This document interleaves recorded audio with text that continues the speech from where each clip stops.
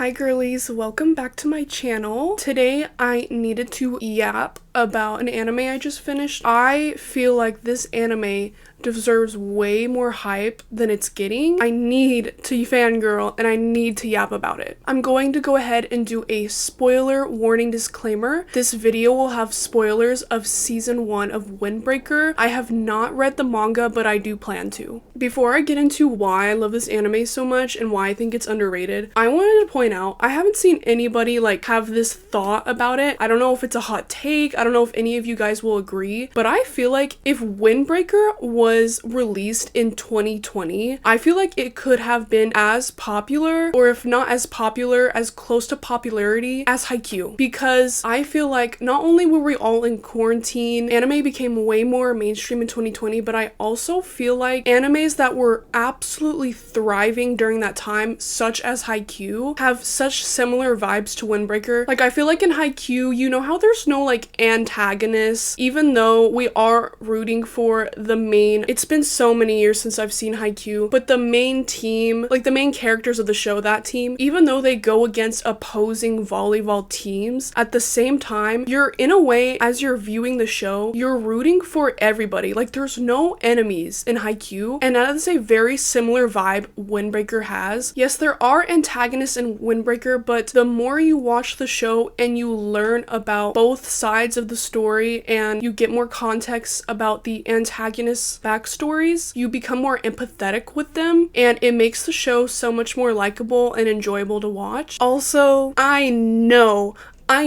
y'all would have been thirsting over these boys just like you would in Haikyuu, just like you would in 2020. That's also why. Like, I know if this anime was in 2020, I know there'd be so much more fix out about it. Like, I feel it in my soul. I feel like it would have been as big as to do those TikTok animation dances that they did with the Haikyuu team. That's what it's giving. I feel like it would have been that big, have that big of a fan base. And the thing I love about Windbreaker, it's not your typical delinquent shonen fighting anime. And let me explain why. In your standard shonen fighting anime, where the main character is determined to climb whatever power hierarchy the universe has to offer. And yes, in the first episode, we're introduced to this trope. Our main character, Sakura, announces that he wants to be the best fighter, or like the top fighter in the school or in his town. But as you continue to watch the series, Sakura learns, and the viewer learns, that it's going to take more than being the best of the best, and Sakura learns he cannot achieve this goal alone. And one of the main lessons in the show, which I really admire, I do have notes that I'm referencing for this video, so I'm just gonna read straight off of what I have. It takes more than being strong. You have to be able to depend and trust others, and also have compassion for understanding others, even your enemies. The other thing about Windbreaker that kind of breaks your typical shonen trope is the main character. When you're introduced to Sakura in like literally the first few minutes of the show, he seems like your very standard, average, typical, kind of cocky, determined main character. Like, my name's Sakura, I'm going to be the top fighter of the school, like that kind of thing. Like, no one can get in my way. Kind of like, it's giving like Naruto Uzumaki, like, I'm going to be the Hokage one day. That's the vibes you get in the first few minutes of the anime.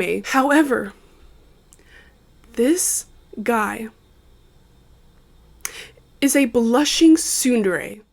And I applaud and admire Windbreaker so much for going outside the box when it comes to a main character. Mind you, Sakura's archetype is being closed off, delinquent, fighting type of character. And whenever you see him in battle, he's very focused, he's very determined, he seems extremely tough and like locked in. But the second you interact with this man and show like human decency, not even kindness, just like basic human decency, this man will turn into a blushing mess of a tsundere, and it's honestly so adorable to watch. And the thing about tsunderes is tsunderes are more common in female characters. I know it's not so uncommon to have a male tsundere, but in my experience, they're more common in females. On top of that, tsunderes are more common in shonen/romance animes. To find a blushing menace tsundere in a delinquent fighting anime is honestly a treat. And as I continued to watch Windbreaker, I became more infatuated with Sakura as a character. He is my favorite character in this series. We do learn about his backstory. So basically, Sakura, born with split dyed hair and different colored eyes, he was isolated from society because of the way he looks. And so his entire life, he was never shown affection, he was never shown kindness, any kind of human decency, and he spent all of his life alone and fighting to protect himself, and that's all he's ever known. But up into the point where he moves into the town where he attends Fury High. From episode 1, the townspeople and his classmates treat him as equal. They do not treat him differently just because he looks different. He's ready to fight anybody. This man is ready to fight, okay? Because that's all he's known his entire life, is having to protect and defend himself. But when he realizes as the show goes along that his classmates are actually allies and they like him and they want to befriend him and they get his number and stuff like that, he doesn't know what to do with that because he's never been treated that way before. Since he's never been shown any kind of compassion in his entire life, he doesn't know how to accept any kind of affection or kindness, and that's why he's a blushing tsundere in the first place. A lot of his interactions he has with people, he doesn't know what to do with it because he's so socially unaware of how to portray how he feels, and he gets so like flustered and embarrassed, like his face gets really red, and it's so funny and adorable to watch.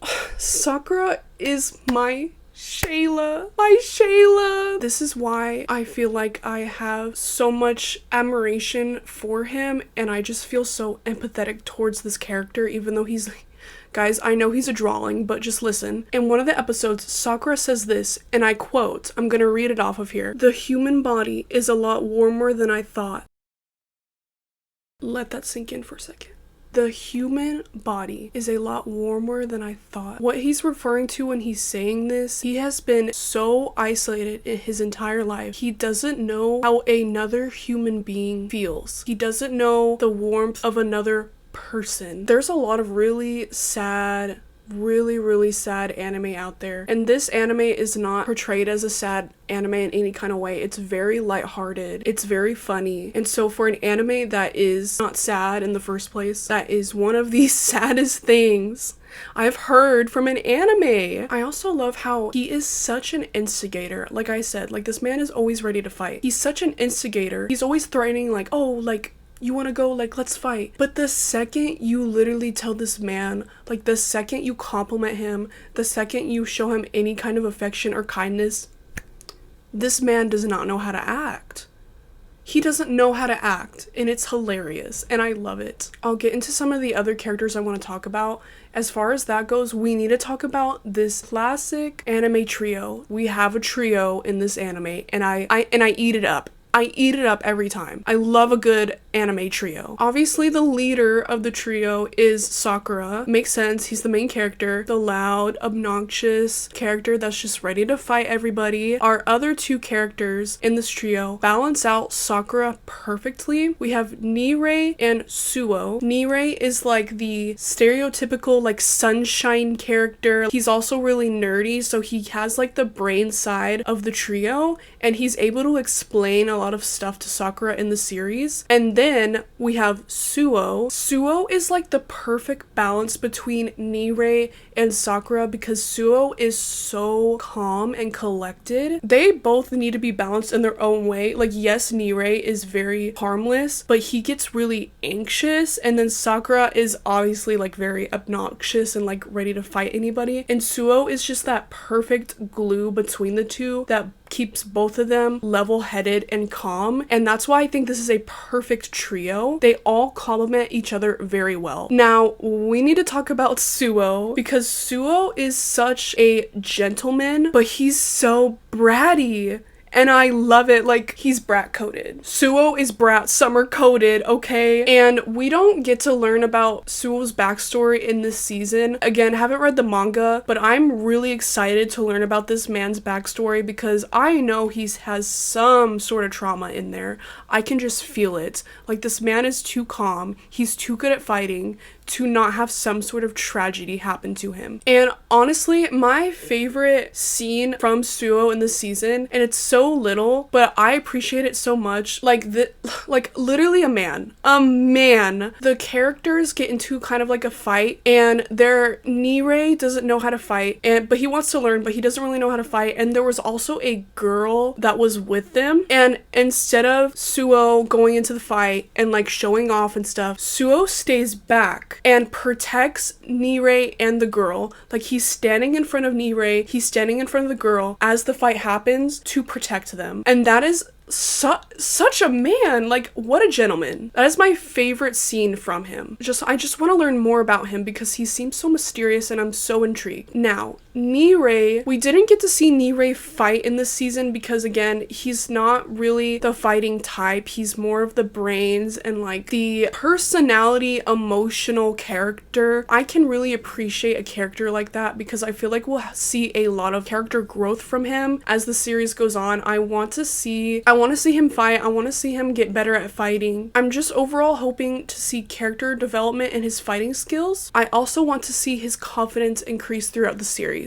Also, the animation. Why are we not talking about the animation? The animation's pretty standard, but then I feel like when I was watching some of the episodes, like I vividly remember the animators would pull out some random, really cool angle where maybe we see like a POV, an actual first person view of one of the characters like Sakura, or there was a scene where Sakura was like jumping and like running down some stairs and they put a bunch of really cool angles and perspectives. I was just really impressed by like all the different angles and perspectives that the animators offered in this series, and the fights were pretty good. I feel like they were animated pretty well. Speaking of the fights, okay, unpopular opinion, I think it's the attention span, but I cannot watch fights that are 10 episodes plus anymore. Like, I used to be able to do that. Like, when I watched Naruto, I wouldn't mind it if the fight was 30 episodes. I would watch it and I would eat it up every time. Now, I can't. If the fight's more than 4 episodes, I can't do it. Like, I need the fight to be maximum 5 episodes and it's done. I can't be sitting here watching a backstory for 3 episodes in a row and then them repeating the same thing for 5 more. I can't do it. I need you guys to wrap it up. And that is also why I like this show, is because not only is Windbreaker such an easy story to go along with, they don't drag out the fights. I feel like the pacing is very good. And the other thing I like about Windbreaker is that the fights were pretty short and sweet, but still meaningful, and you like get something out of it. And you kind of can see the characters like growing with the fights. As they're fighting, you literally get to watch the characters grow. And I love that. Also, yes, like, this show is also, it's giving the power of friendship prevails. It's one of those anime where it's like, the power of friendship, and I eat it up. I also personally love how the fights do show a lot of context for the antagonists. They show backstory, they show character lore, and you get so, like, emotionally impacted and invested as you're watching these fights. And you become so empathetic with the antagonists in the show, but it doesn't last 10 freaking episodes. Even though the fights aren't super dragged out, I feel like they still give it enough time to provide emotional context between 2 characters. We get to view both parties' thought processes throughout the fight, but it doesn't feel rushed. I also feel like every character in the show is very likable, even the antagonists, because you learn more about them later in the series. The other characters, like the upperclassmen, or kind of like the side characters and the antagonists, they're all really fun to watch and kind of see how they interact with each other and grow. And it just gives found family vibes. And I love that kind of trope. I love a good found family. I've been watching a lot of anime recently, and this is one of the top ones that I've watched over the last year. Season 2 comes out in April. So I'm really looking forward to that. I'm just hoping as season 2 comes out, it'll get the hype it deserves. I am so excited when the new season comes out. Please let me know your thoughts on the anime. Do you think that it's as underrated as I make it seem? Please let me know in the comments and tell me your thoughts on it. Please, please no manga spoilers. If you haven't seen it, let me know if this video convinced you to watch it, because I highly recommend you watch this anime. Thank you so much for watching and tuning into another Yap Sesh, and I'll see you guys in the next one. Bye!